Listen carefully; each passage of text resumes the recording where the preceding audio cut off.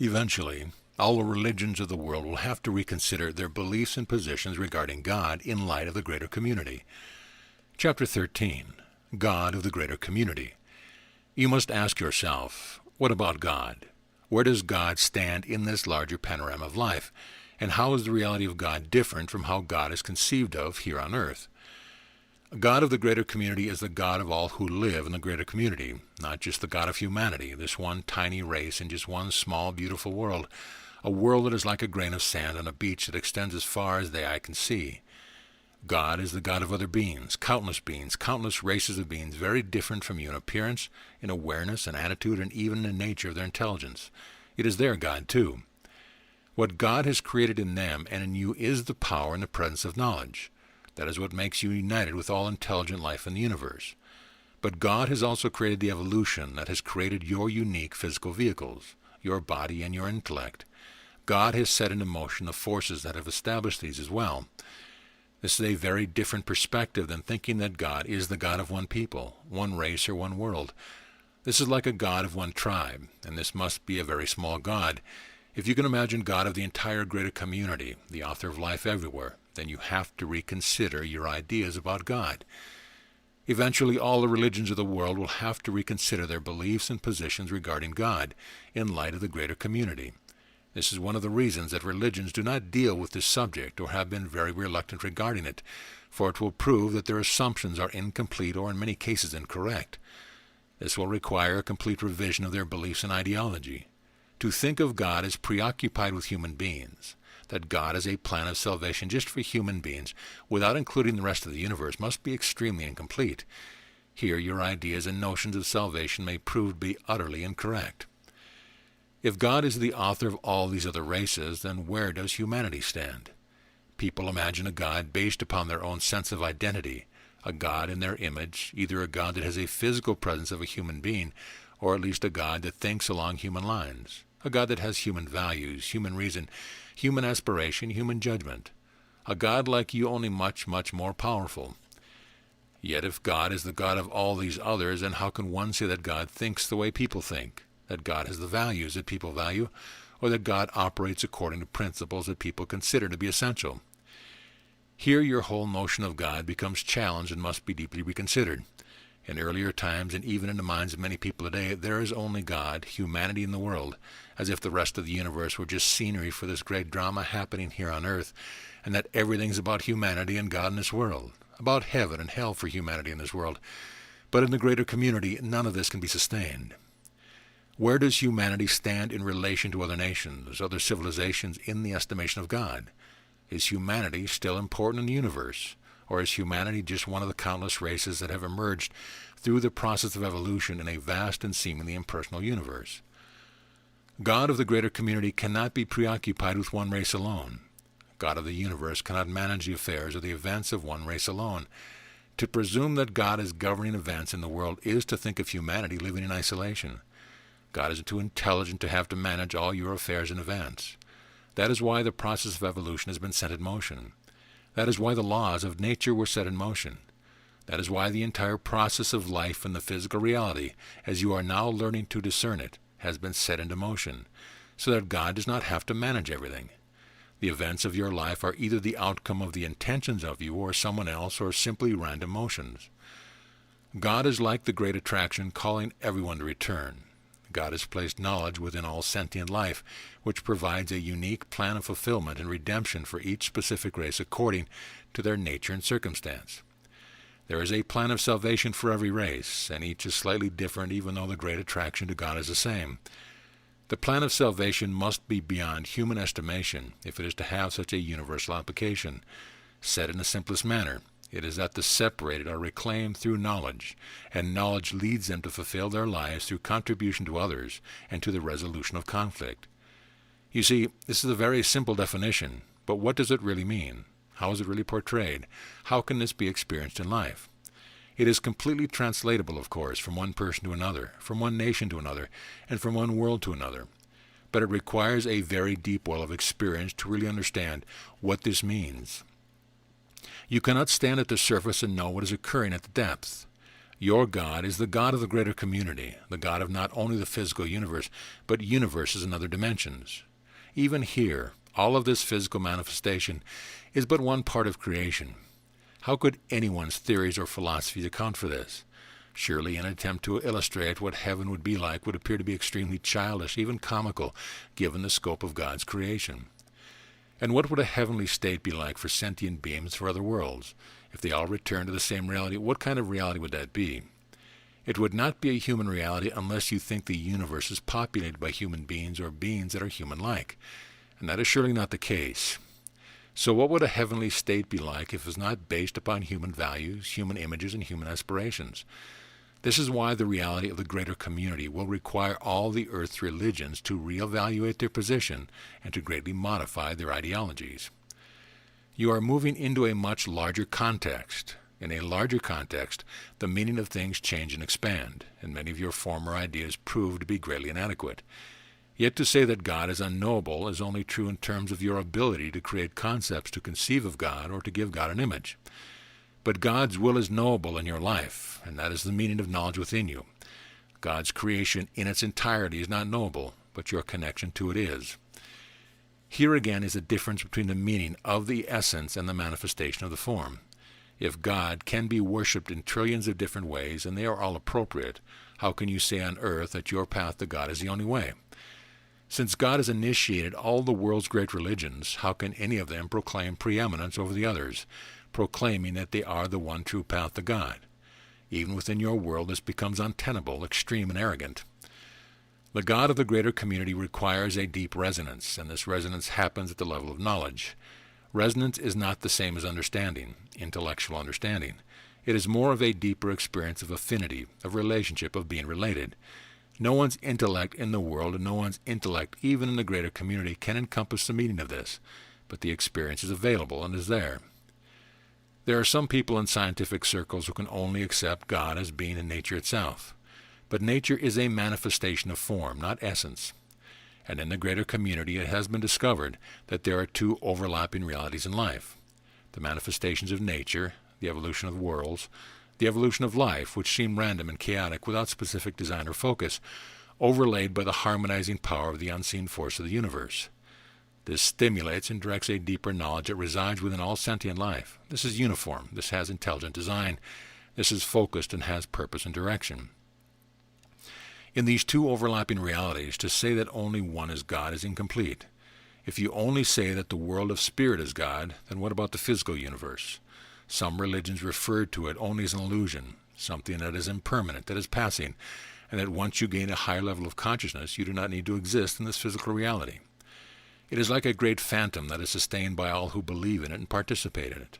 But even this is not complete because God has created and set into motion the geologic forces and the evolutionary forces of nature. It is part of God's creation. It may be changeable and ultimately temporary, but it is still part of God's creation. You cannot ignore it or deny it without putting yourself in great jeopardy or peril, and without losing your sense of responsibility to serve this reality. To call God nature is only one side of a coin. It is only one part of the reality. This is difficult because nature does seem to be random. It does not seem to have any specific purpose. Even though life forms tend to evolve into greater forms of complexity, nature does not seem to have any discernible purpose. It just exists. God without a purpose is something that people cannot relate to because people need purpose. They need a purpose they can share with God in order to have a relationship with God. You can just exist and God can exist, but relationships demonstrate purpose, particularly when you are living in a world of change where the meaning and purpose of what you do in life really does matter. Therefore, the theology of the greater community brings together a complete understanding. It is not a rejection of the life of spirit, and it is not a rejection of the life of the world, the physical and the mundane. It does not reject the evolution of worlds or the evolution of life, and it does not reject a higher power and a greater creation that are beyond the physical realm. It sees unity in this duality. The picture is complete, for you yourself have a dual nature. You have a nature as a physical creature living in this world, living within the laws of nature and facing the consequence of violating the laws of nature, subject to your environment and your environmental conditions and need for food, water, shelter, security, and companionship. It also acknowledges that you are a spiritual being, that you function at a higher level and have deeper connections and ultimately a connection to God. You have the ability to see and know things beyond the limits of your senses. You can conceive of the future and the past, and you can see the process of evolution. You have the ability to understand life at a greater level and in a larger dimension. Yet you suffer over your internal conflicts. You are afraid of death and change. You live in anxiety, and your behavior can become erratic and destructive because of the conflicts that exist within you. While you have power, you are also very vulnerable to error, vulnerable to conflict, and are capable of producing great harm. If you say that God lives in the heavenly realm and then there is the world, they are not the same. If God is the author of both, how can this be? It is full of contradiction. If God is the author of the world, then God is the source of everything that happens here: error, destruction, cruelty, and war. In the greater community, these tremendous problems in understanding have been surpassed by those who are advanced in the way of knowledge, in the realization and experience of spirituality, and in recognizing the inherent harmony and purpose of this dual reality that exists within you and throughout the universe. This represents God's plan, a plan that is greater than your society or your world, greater than your intellectual capacity. It is arrogant and foolish to assume that you know God's plan, even for your own race. Here there is no arrogance and there is no superstition. Here there is no trying to triumph over others by proclaiming that your path to God is the ultimate and is the only true path. No one with a greater community awareness would say such a thing. To return to God through the reclamation of knowledge can be practiced in trillions of ways. How can you say that your way is the way? Even on earth there is no one way, for God has created different traditions, so that everyone would have a way, so that everyone could utilize a pathway that was shared by other people. Yet religion in the hands of people becomes something else. It becomes an institution. It becomes a set of rules. It becomes stories from the past and the worship of individuals. It becomes something else. Do not worry, the same mistakes are made all over the universe, often even more terrible consequence. But there is a fundamental harmony and purpose to the physical reality and to the spiritual reality and to their inherent relationship with one another. It ultimately has to do with who you are, where you came from, why you are here, and where you are destined to go. This holds true for sentient life everywhere, regardless of the vast difference in appearance, environment, and understanding. Words cannot express this fully. They can only give you an idea. Knowledge within you will carry your life into a new expression. If you can follow this, if you can learn how to follow this and learn the wisdom you will need to carry knowledge into the world where it is unknown and often unwelcome, this will begin to show you the power and presence working in your life. Whether you are religious or not, whether you visit a church or temple or not, God's plan is not dependent upon human creations, but it can work through human creations to great benefit. This is bringing a greater community understanding into the world. This is correcting many errors and opening many doors. God of the greater community is not in the business of managing everyone's personal life or arranging everyone's personal experience or creating miracles for everyone. God is the great force that attracts. It is those who serve God, both within manifest life and beyond manifest life, who bring this attraction into the awareness of those who live in physical reality and who support such individuals in receiving this experience and allowing it to take hold in their lives. It is a plan so vast, so inclusive, and so complex that to even try to understand it is a futile exercise. It is more important that you learn the way of knowledge and begin to follow knowledge than try to create a concept of how God is working in the physical universe. Trying to understand that which is beyond understanding is an attractive proposition for many people, but it does not produce valuable results, only confabulated ideas and immense theories. Reality happens at another level, at a deeper level beyond your intellect. You are not here to try to understand God, but to follow what God has placed within you to follow and to receive what God has placed within you to receive. This is a greater community understanding brought into the world. It is direct. It is fundamental. It is without massive complexity. It does not require tremendous sophistication, but it does require wisdom, honesty, and a determined approach. God of the greater community does not give special attention to one race, but the plan does accelerate in races that can begin to gain the freedom to experience and to express knowledge. This focus accelerates in individuals who can begin to experience and to express knowledge. In the greater community, there is no judgment day. That is a projection of human grievance. People want God to judge others who they themselves cannot stand, who they reject, and who they hate. They want God to exact punishment that they are either unwilling or unable to exact themselves. They want justice, and they think they know what justice is and that God will exact this justice for them. If you do not discover knowledge and follow knowledge, you are stuck in the physical reality, a reality that is essentially difficult to function within, a reality that is extremely problematic, where suffering is inevitable. God does not dispel your grievances, your hostilities, and your ignorance. You have to respond to what God has placed within you. You have to follow it. You have to honor it. You have to stay with it and express what it gives you to express, and learn how to do this in a complex, conflicted worldly environment.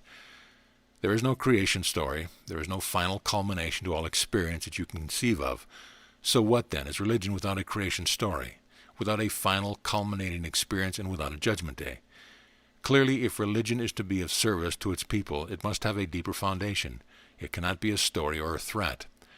In the greater community, much of this is set aside amongst advanced nations and advanced individuals.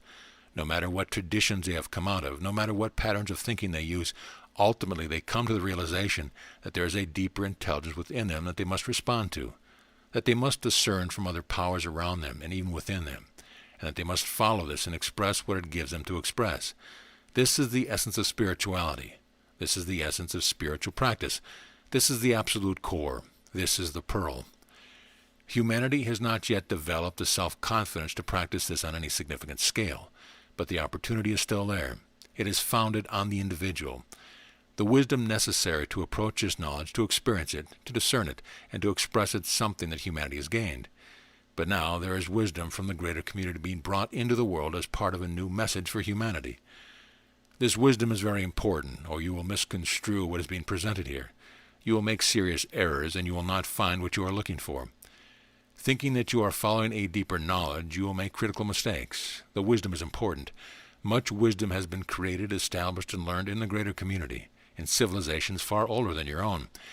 To bring wisdom from the greater community into the world is of immense value then. God of the greater community responds to knowledge within you, and responds to your intention for knowledge and your experience of knowledge. If you are destructive or foolish, you will miss your great opportunity. But you are still stuck in the physical reality. What else can you do? Perhaps your life will become more miserable and more hellish, but you cannot find reprieve from physical life. After a while, you would want reprieve. That is why physical immortality would be like hell itself, for hell is not a terrible place. Hell is a beautiful place where you can never be happy. If hell were a terrible place, you would want to escape it immediately. But if hell were a beautiful place, then you would be ambivalent about leaving it. It attracts you. It seduces you. It gives you hope and encouragement, and yet limits you. It hurts you, it deprives you, and it disappoints you. Hell is a beautiful place where you can never be happy. This is what keeps people from returning to their source, trying to find happiness where happiness cannot be found, trying to find meaning where meaning cannot be found, trying to find separation work, trying to make separation fulfilling, trying to fulfill their ambition for separation and their desire for separation. People gain wealth and power, and they are still unhappy. People achieve their goals, and they are still unhappy. People have all manner of pleasure and advantages, and they are still unhappy. You know of this. It is evident all around you. And yet everyone is still clamoring for the same wealth, beauty, and advantage, knowing it does not really make a difference. It only traps you more in a set of circumstances where you cannot find the source of your fulfillment or inner guidance. God in the greater community is a great attraction. God is not the paternal or tyrannical role that is imagined so much in your world and in so many other worlds as well. There is something subtle and deeper within the person, something beyond the grasp of the intellect, yet something that can be immediately available, a power, a presence, a movement, a motivation. In the greater community, it is called knowledge because it leads to the ability to see, to know, and to act with power and integrity. Religion, when it is distilled down to its essential elements, is about knowledge in the way of knowledge. This is what the greater community has discovered. This is what humanity must now cultivate and come to understand. This power and presence lives within you. It is within others in the greater community. It is almost beyond the reach of the vast majority of beings living in highly technological or repressive societies, but it is still there nonetheless. The movement for liberation in the universe is the sharing of knowledge, the awareness of knowledge, the experience of knowledge, and the wisdom that must attend the reclamation and expression of knowledge.